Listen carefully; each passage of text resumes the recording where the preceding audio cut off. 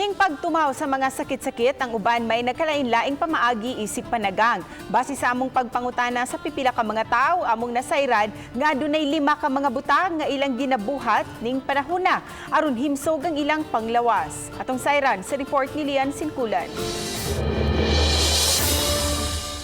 May nagkadaiyang pamaagi ang uban karon aron kalikayan nga magkasakit diin sa among pagpangutana. May 5 ka mga nagkalain-laing butang ang ilang gihimo.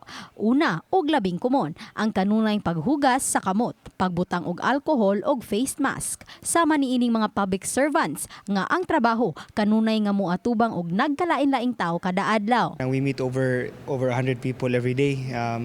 What we're trying to do lang is follow the guidelines set by DOH with proper hand washing, and that's it. But we are not about to stop our mandate to the people na matikita nila. Alcohol, unya face mask. Para paglikay lang. Kaya di man mo kalikayan nga bisag kinsang tao na lang ang imong maatubang. Ikaduha, mao ang paglimpyo nila sa mga doorknob ug pag-disinfect sa nagkalain-laing butang sama sa gihimo sa City Health Office sa Talisay.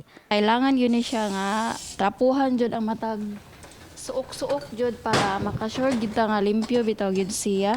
Ikatulo, ang ilang mga kubyertos. Gani ning usa ka opisina magdala gid sila sa ilang kaugalingong mga kubyertos.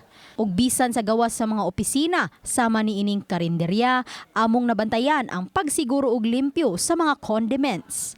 Matud nila nga si bisan kinsa ang mukupot niini, mao nang mas maayong limpyuhan kini.